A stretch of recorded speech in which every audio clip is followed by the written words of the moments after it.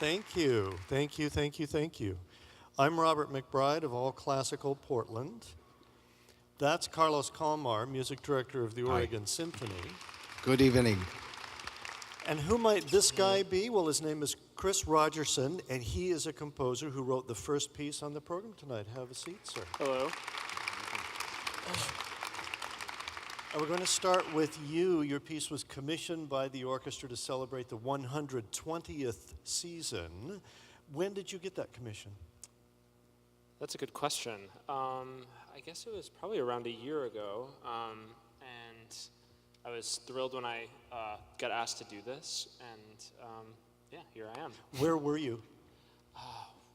Gosh, what a question. You did around. You don't I was remember? in Philly. I think I Yeah? was in Philly at the time. How did you know about him, Carlos? Well, actually, I knew about him because pretty much all the time, Charles Kalmar, the artistic administrator of our orchestra, and we talk about who is new, who is talented, who is hot, blah, blah, blah, blah, blah, blah. And who is young?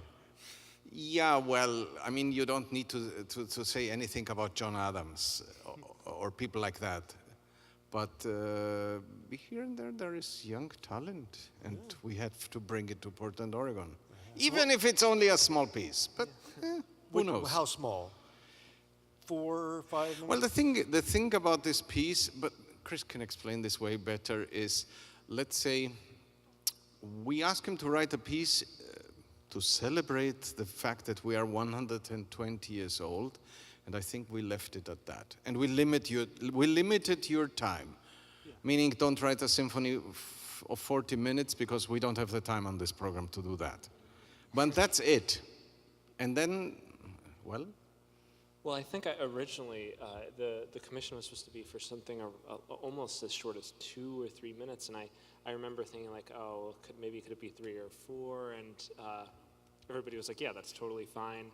And then of course I just looked at my watch when we were in rehearsal, and it ended up being 5 minutes. So I really It's 5 really went minutes? crazy. Yeah, actually. well, see, that's a quality thing because it doesn't feel like 5 minutes. That's good. That's good to hear. It feels I like hope you guys agree. fine. It feels great. Are you pushing the envelope in other ways with this piece? You know, the thing is, as Carlos said, you know, this is supposed to be a celebratory piece, and one of the things I was thinking when I got asked to do this was, how do I want to approach this topic of celebration, and especially the start of a season, and like, how do you open an entire season? And so one thought would be to have like a lot of frenetic energy, all the orchestra playing at once, a lot of like fanfare heralding the start of a season, but I actually went in completely the opposite direction. And so at the beginning of the piece, you'll just hear one solo trumpet player playing. Actually, there's some low strings below it, but it's a trumpet solo, and I kind of envisioned this as the trumpet like ushering in the orchestra, kind of welcoming you to the season. And then as the piece goes on, different families of instruments are introduced, and they take over the thematic material until everyone at the end kind of gets to make a grander statement. So I'm liking it. Yeah, and you will like, because what you didn't say, if I thought I need to ask you, this has something to do with the fact that you have ties to the Pacific Northwest.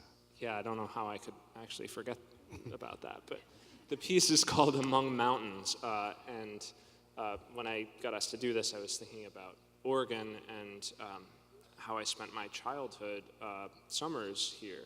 My family would travel to the Pacific Northwest just about every summer, and we'd spend a lot of time in the Cascades and Black Butte Ranch and Crater Lake and all these different places. And so, Traveling from where?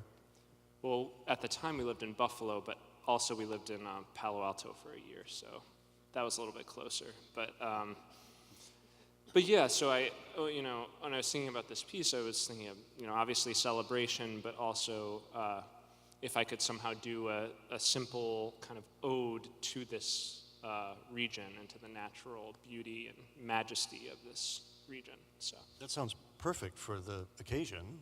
It's actually for me interesting to hear Chris speaking about the fact that the trumpet, the symbolism, if if we talk about that, of the trumpet is kind of ushering everybody in, because I had a very different association. Since I know the piece has something to do with nature, and this nature that we have in Oregon, I thought, well, since the piece ends in majesty and the grandeur of the, let me call it, the landscape will be there, I thought that the start is actually, for people who are absolutely crazy about hiking the mountains will understand that when you actually get up at 3 o'clock in the morning, if you really have to do that, and you go, and then the first strike of light happens and something along the way comes. I like that too. Yeah, I like that. That's nice. I did that to celebrate my 50th birthday. I got up early and climbed Mount St. Helens. It was great. Yeah, that's awesome. Yeah, You should do that for your 50th. How old are you? I'm 27. Okay, and what? Clearly, 27. he's still in the age when he can be asked. Yes, that's right. Hey, I'm rude enough. I'll ask anybody that. And how much do you weigh? No, I'm not sure. Where do you live? How did you become a composer? So, In 25 words or less. wow, that's tough. I live in Philadelphia. I have been a composer basically all of my life. I started playing piano when I was 2, and I started composing when I was maybe 5 or 6, and I've just kind of put all my eggs in that basket, I guess, so I've just kept doing it. Hats off, gentlemen, a genius. I don't think so. Oh, that's wonderful. So maybe he will write a 40-minute symphony for you guys someday. I think the thing that I can tell you, you will really enjoy this piece. Yeah, it's to my surprise, it's more than 3 minutes. And I already told Chris that one thing that I noticed while rehearsing, it's very American. This is a very clear piece of American kind of language in music, and once you hear it, you will immediately understand what I mean. And the other thing that when I read the score at home, that actually I couldn't help but smile, because I thought it must have been at least 15 to 20 years when I saw a modern composer living right in his score the word warmly. Because mostly it's like, go crazy, energy, or destruction, or whatever. I mean, everything is, and this is just, this piece makes you this way. Thanks. Well, I'm eager to hear it now after that. We need to move on and talk a little bit about Mozart and then more about Bartok, and you are welcome to stay right there or go backstage and pace nervously, whatever you want to do. I'd love to hear what you guys all right, have to say. then stay put. Second piece on the program, okay, third if you count the Star-Spangled Banner, which begins the concert because it's the first concert of the season, even though they already did a concert with Renee Fleming and the Waterfront concert before that. You guys are really into long beginnings, aren't you? Well, Waterfront is Waterfront. Renee Fleming is Renee Fleming. Yeah, okay. Now Never is the mind. start for the subscription. So the next piece after Chris Rogerson's Among Mountains is the Paris Symphony by Mozart, which he wrote for the Parisian audience when he was in his early 20s, and he was in Paris with his mom looking for work, which never materialized. And his mom died while they were there, which was just absolutely awful. So that trip was really grim in many ways. But we got a charming piece of music out of it. And anything else about that? Well, actually, at that time, Paris was kind of the center of the musical universe somehow. Everybody traveled to Paris. Every artist, of course, every musician and composer who wanted to establish himself as one of the great ones had to pay respects to Paris, if not London. And well, of course, everybody knew about Vienna anyway, but the glory of Vienna actually also came even a little bit later. So Mozart travels to Paris, which from Vienna was not exactly a 2-hour flight like it is today. And he, for himself, it was a little bit unusual of a trip because he traveled with his mother and not with Dad. Dad remained at home, and Robert said his mother got very sick and died. And on top of that, Mozart really disliked the Parisians, because at that time, Parisians had their own way of evaluating music, and to Mozart's understanding, people there were very keen to have something very entertaining and very superficial. And then he writes this symphony that, despite the fact that his life was troubled because he was looking for work and it didn't look so great, his mother was ailing, and he didn't like Paris on top, it was a great success. But Mozart wrote to his dad one of his famous letters where the sentence is, "I wonder whether those idiots in Paris will understand my music." He really used the word idiots, I think. One thing that is a little unusual, but it wouldn't be the genius of Mozart if he wouldn't play his cards really well. Because the first movement, this is an only 3-movement piece. The first movement actually is kind of very fanfare, very grand, and that plays very much into what Parisians would expect. So he kind of conquered them, and he had them already around his finger. Then second movement, which is unbelievably one of the great, well, it's Mozart, what do you want? And then finally he surprises everybody with the start of the third movement, and even that you can read, I think, in a letter by Mozart, because at that time, it was customary that the last movements of a symphony are not only fast, which this one is, but they only start with a very distinctive theme. And since we are in Paris, let's go bold. Like, or whatever, some of that. That's what people expect. And Mozart does something very different. He starts very fast, but very quietly, and the theme is completely in syncopation, meaning always on the wrong side of the bar. And he wrote that actually I could see this like in the audience, and then after, in bar 9, there is the first entrance of the entire orchestra, as if the orchestra would applaud, and they said people were on their feet at that time. So it was a rousing success. And it's, by the way, a very positive symphony. It's very, very, despite the fact that his mother was dying. After intermission, the plot thickens. Slightly.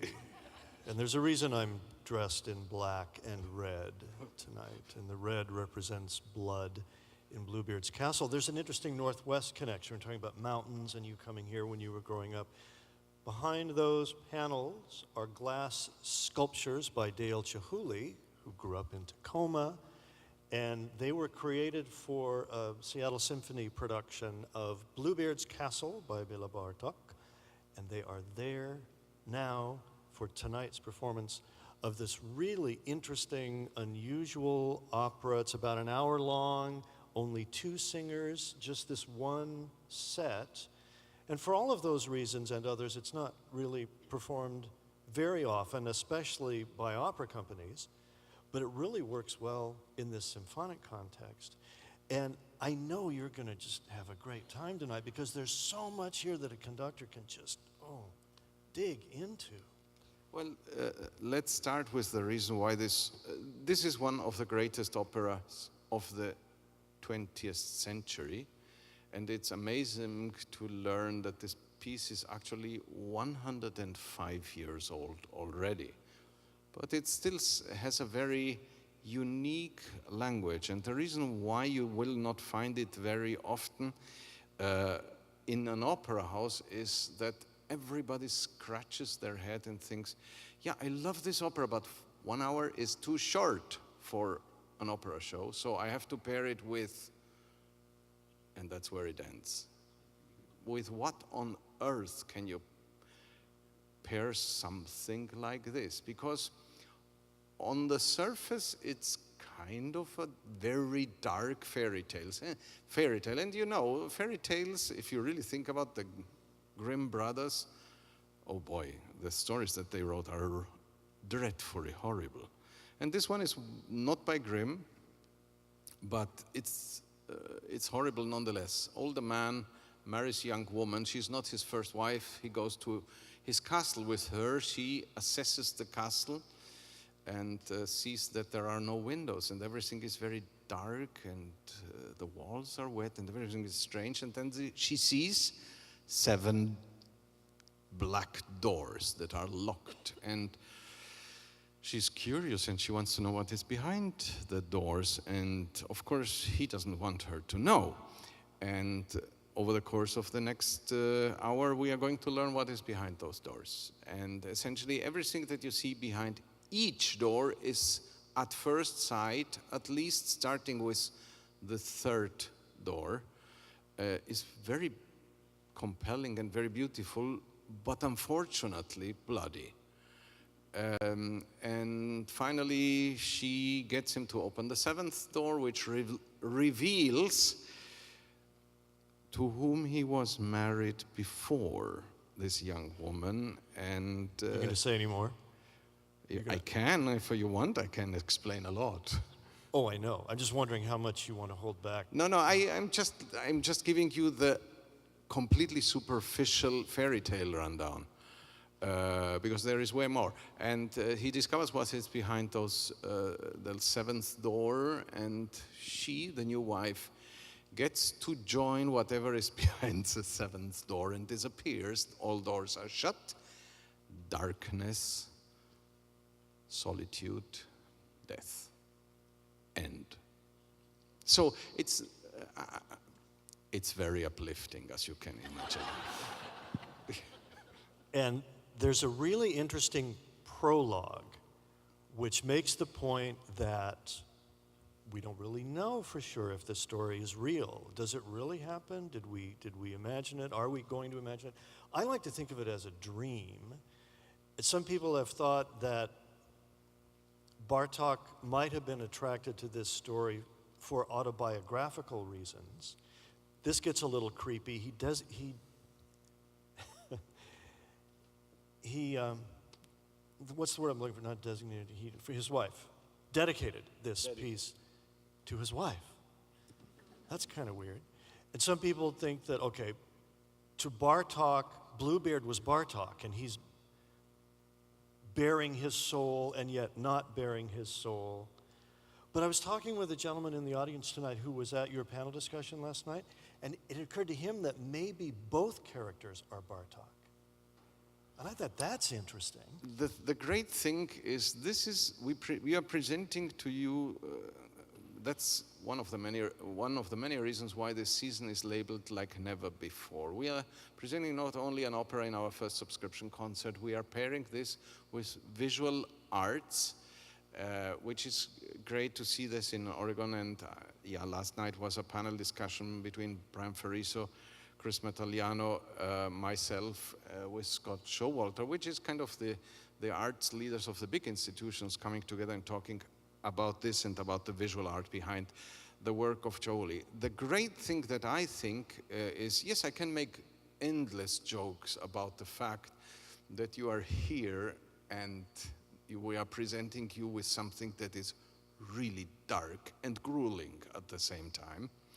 But the thing that gets me so interested in presenting a project like this is that it has to get the audience thinking about what does it mean? What can it be? And yes, it can be Bartok.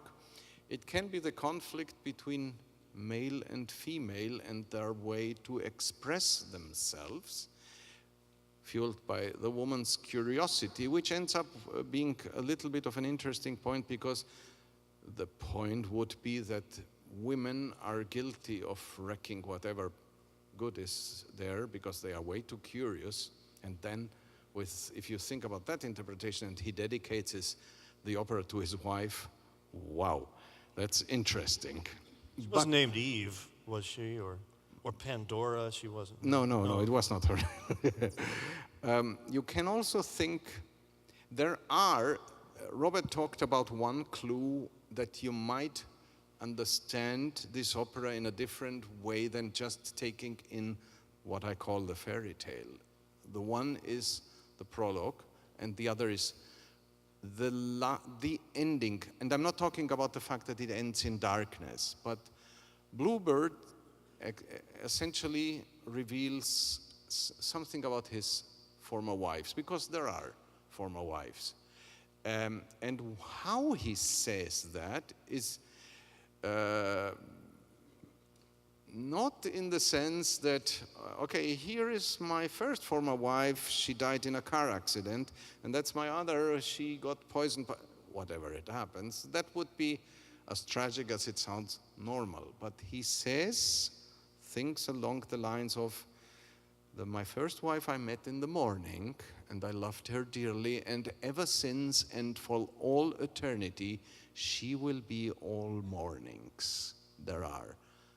Same with the second wife, she will be all noons, because I met her at noon. Third wife, I met in the evening, and she is kind of all evenings that will ever be. And then he addresses his new wife and says, I met you at night, and now you're going to be all the nights from here to eternity. And then she disappears and he's left in darkness. So you can think a lot of things with just that. Think with the idea that this is a piece that symbolizes the soul and the fact that he's older than she is. And then when you are older, you probably carry with yourself in your life some baggage, and you do not want to talk about it. And then you marry somebody whom you actually really love, and this somebody is just curious and wants to peel the onion. And the more you get to the core, the more dangerous it is, etc. And last but not least, it's just as I'm throwing out not thoughts in the sense of, listen, it's that. No, I'm just giving you things beforehand. Maybe it's that. Is maybe, despite the fact that we are talking about 7 doors, maybe this piece is about life. Because the analogy of morning, noon, evening, and night can be translated to youth, childhood, youth, adulthood, age, death. Maybe. Who knows? Chris Rogerson, composer, all your life. Where's Bartok in your pantheon of composers? I love this piece. I love Bartok, but I will say that it's interesting talking about these composers writing, and obviously I love Mozart too, writing these, like Mozart writing in a time of grief, this very uplifting piece. And it reminded me of Mahler, who, if you listen to a piece like Kinder Totenlieder, which is one of the most devastatingly sad and heartbreaking pieces ever, was written in a time of actually great joy for him. And then he later lost his own children. And then more uplifting pieces that he writes, they're actually in times of great sadness for him. So I find that fascinating, and I think that really resonates with me, that these composers are creating these things in really interesting circumstances. And as for the Bartok, I think it's probably worth noting that Bartok has this affinity for night, and this piece is so much about night. And if you listen to, say, the quartets or other pieces have entire movements that are labeled night music. And so he's kind of obsessed with night. And so this is like kind of his specialty in a way. He has this really magical way of evoking darkness and light in that darkness. And also incredible mastery of the orchestra. And the music is just brilliant in this piece. And you'll notice that Judith and Bluebeard go back and forth in their conversation, which gets more and more intense. They never really sing together until the end. And it's tragic for both of them at that point. It's sung in the original Hungarian. These screens are here for the translations. And you're in for a little bit of a surprise with the prologue, which I suspect will be presented tonight in a way that has never been done before. And by the way, if you brought a date tonight intending to propose this evening, I'd put that off some other time.